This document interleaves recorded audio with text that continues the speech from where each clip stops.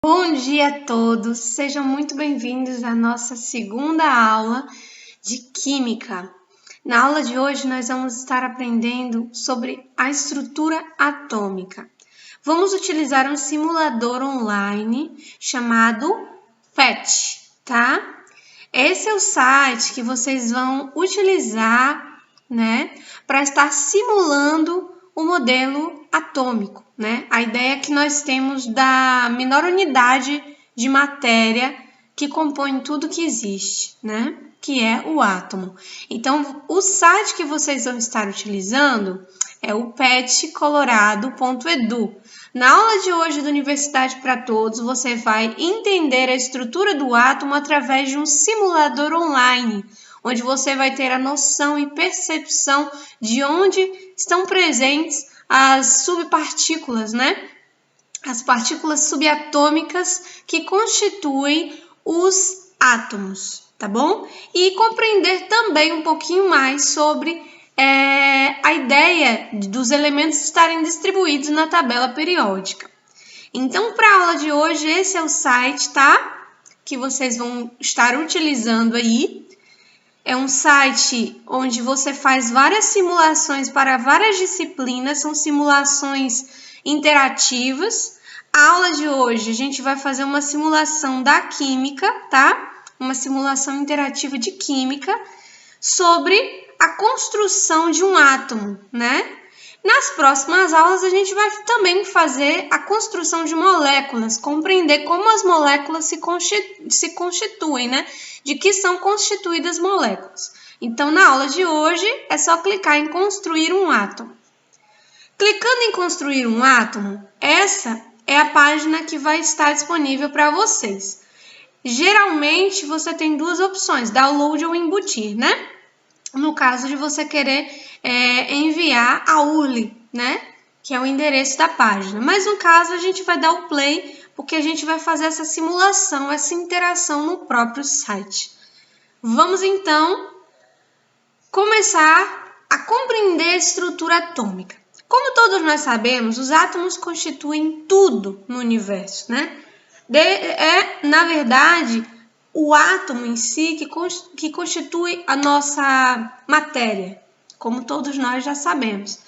Que o átomo, ele também faz parte da nossa constituição humana, faz parte dos nutrientes que nós nutrimos o nosso corpo, faz parte dos compostos orgânicos e inorgânicos que se fazem presentes na Terra, e inclusive faz parte do espaço também. Então, o átomo se encontra em toda a unidade de matéria que nós temos, Que está presente em tudo que ocupa lugar no espaço. Então, na aula de hoje, vamos entender a sua estrutura. Vamos começar falando uma coisa muito importante. No átomo existem prótons, existem nêutrons, existem elétrons. E o que eu quero dizer com isso? Eu quero dizer que o átomo é constituído basicamente de cargas positivas, que são os prótons, cargas negativas, que são os elétrons, e unidades mássicas que não possuem carga, que são os nêutrons. O átomo em si é constituído do núcleo e da eletrosfera. Existem espaços vazios entre o núcleo e a eletrosfera? Sim, é o que nós costumamos chamar de orbitais. São essas linhas tracejadas em azul que nós temos a noção de que seja a probabilidade de movimentação do elétron dentro do átomo. Então, quando a gente se refere aos espaços que existem no átomo, nós estamos nos referindo à probabilidade de encontrar o elétron naqueles espaços. Então, é possível que ao redor do núcleo os elétrons dotados de cargas negativas estejam orbitando ao redor do núcleo. Por que os elétrons estariam orbitando ao redor do núcleo? Qual o sentido disso? Os elétrons são dotados de cargas negativas e os prótons de cargas positivas. Atrai-se cargas positivas e cargas negativas, Você sabe que a carga positiva tende a atrair a negativa. E, por consequência disso, nós temos aí uma situação de atração, né? Então, os elétrons se sentem atraídos pelos prótons, que são as cargas positivas presentes no núcleo do átomo. O núcleo do átomo, por sua vez, é constituído por prótons e constituído por nêutrons. Então, que consequentemente a gente pode pensar a este respeito?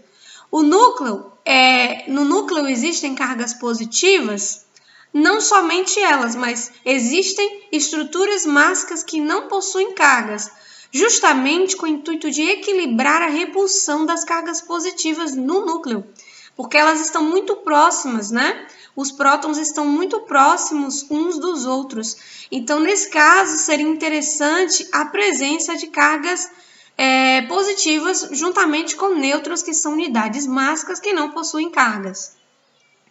E, por consequência disso, nós temos aí o equilíbrio dessas forças de repulsão no núcleo, né? O nêutron, ele neutraliza essa repulsão. Então, no núcleo, a repulsão está controlada graças à existência de nêutrons.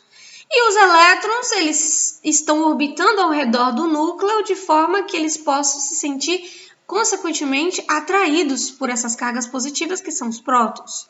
Então, o que a gente observa? Que quando se trata de átomo, se tratam de cargas positivas, negativas e nêutrons. Isso constitui toda a matéria. E por que então a atração não é tão grande que o elétron cai aqui se choca com o núcleo? Porque existe uma distância entre esse elétron e o núcleo, né?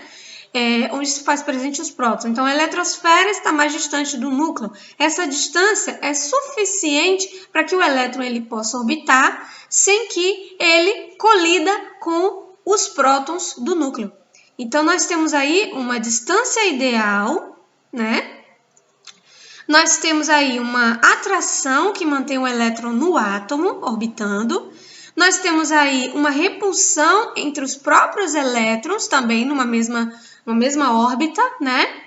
E existem também no núcleo a repulsão extrema dos prótons, que são neutralizados pelos nêutrons, né? Já que são cargas positivas muito próximas, podem tender a repulsão e assim fazer com que o átomo deixe de existir. Então, os nêutrons eles desempenham um papel muito importante no núcleo, né? Então, com isso, a gente pode já observar que através da quantidade de elétrons, né, da quantidade de nêutrons, da quantidade de prótons, a gente começa a considerar quais são os elementos que a gente está se referindo. Quando eu tenho um próton, eu já tenho a marca do hidrogênio. Um próton, um nêutron e, é claro, para contrabalancear a carga positiva, nós temos um elétron. Então, nós temos, por exemplo, o átomo de hidrogênio da tabela periódica, que se nós formos parar para observar, aqui está presente o hidrogênio, né? Nós temos aqui o primeiro elemento da tabela periódica, número 1, a primeira família, porque se faz presente um elétron. Quando nós acrescentamos mais um próton, nós já não nos tratamos mais do hidrogênio, já falamos do hélio. Então, o que define a diferença entre elementos químicos? São os prótons. A quantidade de elétrons que estão presentes vão definir se esse elemento químico ele vai ser um elemento no estado neutro, né? Ou seja, com a quantidade de cargas positivas iguais à quantidade de cargas negativas, então ele está neutro, ele não é um íon, ou se ele for um íon. Porque se ele for um íon, significa que ao invés de ele ter a quantidade de cargas positivas iguais à carga negativa, ele vai ter uma diferença, então ele vai virar um íon. Se eu tiver mais prótons no núcleo, eu vou ter uma carga positiva, né? Se eu tiver mais elétrons nesse átomo, significa que eu vou ter mais cargas negativas, por isso a gente chama de ânion, o íon negativo, né? A gente põe um negativo para representar, tem mais carga negativa. E a gente põe positivo, né, no íon para representar, tem mais carga positiva no núcleo do que negativa, né, no átomo. Então, isso também influencia, né, no fato de nós termos esse conhecimento a respeito dos elementos químicos, né, e das suas respectivas quantidades de elétrons. E como é que a gente pode dizer, por exemplo, que o lítio, por que o lítio ele se encontra na primeira família se ele tem 3 prótons no átomo? Se, consequentemente, a gente for parar para analisar, ele teria 3 elétrons, né? Pela ideia geral que a gente está tendo, ele teria 3 elétrons. Sim, mas não esqueçam que o fato do lítio estar na primeira família da tabela se refere ao fato de que o lítio, na última camada, tem 1 elétron. Então, a camada mais externa desse átomo, que é a camada de valência que a gente costuma falar, do lítio, só tem 1 elétron. Por isso, ele está aqui na primeira família. Então, na primeira família da tabela, todos os elementos têm 1 elétron na última camada. Na segunda família da tabela, todos os elementos têm 2 elétrons na última camada. Não significa que ele só tenha 2 elétrons, mas significa que na última camada ele só tem 2. No total, ele pode ter 10, ele pode ter 6, ele pode ter 5. O importante é que a gente saiba quantos estão na última camada, né? Por que o camada a gente está falando? Porque existe uma quantidade de elétrons suficiente para aquele determinado espaço próximo ao núcleo, né? Por exemplo, mais próximo ao núcleo, apenas 2 elétrons podem ficar orbitando. Mais do que isso, seria impossível manter a repulsão e a atração em relação ao núcleo. Então, para que haja um equilíbrio, né? Um equilíbrio entre esses elétrons, né, na eletrosfera e entre a atração em relação aos prótons do núcleo, é preciso que exista ali uma quantidade suficiente máxima para cada órbita, né, para cada camada próxima aí desse núcleo.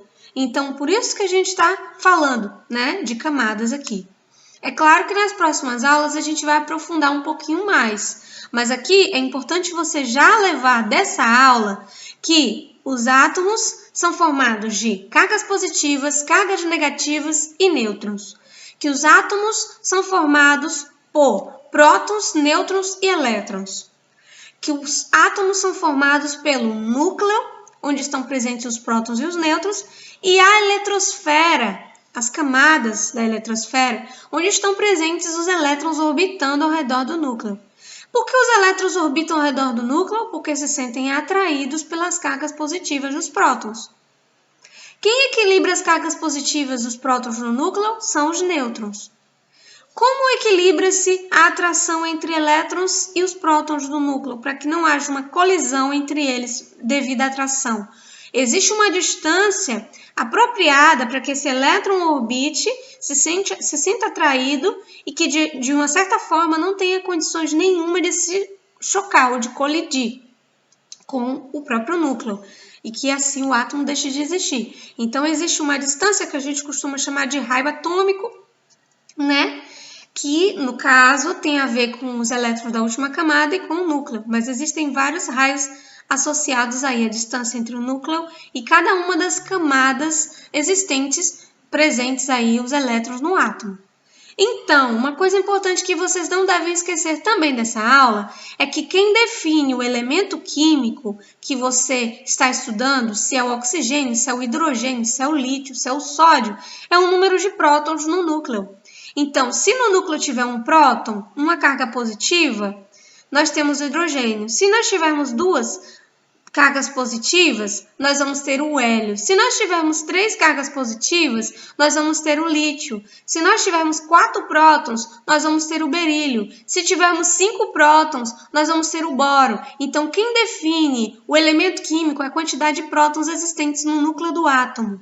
E, consequentemente, para esse átomo estar no seu estado fundamental, ele deve ter a mesma quantidade de prótons em relação aos elétrons, né, existentes na eletrosfera para que ele esteja em estado de equilíbrio, né, em função das cargas positivas e negativas. Quando eu desequilibro essas cargas, eu vou ter aí a presença de um íon que pode ter um excesso de cargas positivas, a gente chama de cátion, ou pode ter um excesso de cargas negativas, que a gente vai chamar de ânion, que é quando eu tenho aí um excesso de elétrons. Outra coisa muito importante que eu não quero que vocês esqueçam também da aula de hoje.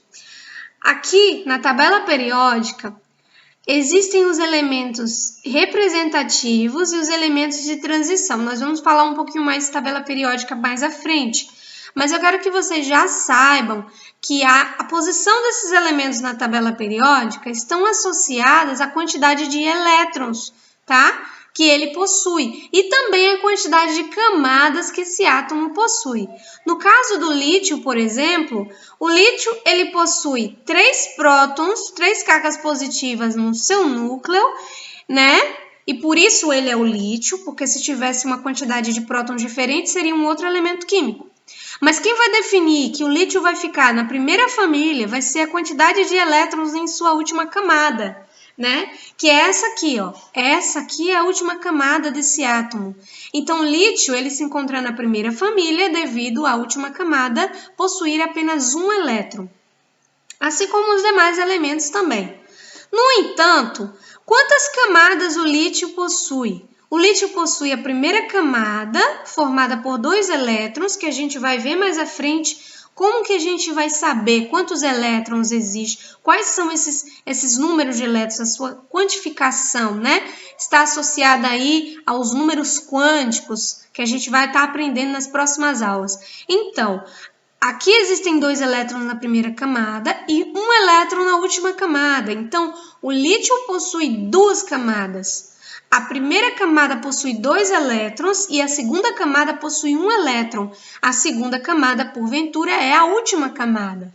Então, o lítio ele vai se encontrar na segunda camada. Como vocês podem observar, ele está na segunda fileira horizontal, né? Essa posição do lítio abaixo do hidrogênio se refere a isso, né? Está associado a isso. Está associado especificamente com a quantidade de camadas que estão presentes nesse átomo. O lítio tem 2 camadas no total. O sódio tem 3 camadas, ele está no terceiro aqui, blocozinho horizontal, né? Que a gente costuma chamar de período da tabela periódica. O potássio está no quarto, o rubídio está no quinto, né? Assim como os demais elementos. Então, existem 2 coisas que vocês já vão saber de cara sobre os átomos e a organização da tabela periódica. Quem define o elemento químico, né, presente na tabela é a quantidade de prótons. Quem define aonde se encontra, onde se localiza na tabela periódica, né, é a quantidade de elétron e a quantidade de camadas que existem nesse átomo. Então, a posição do elemento está associado à quantidade de elétrons e à quantidade de camadas. Lembrando que a quantidade de elétrons estaria aí, no caso, associada, né, à última camada desse átomo. Não seria o número total de elétrons, mas seria a última camada, tá bom?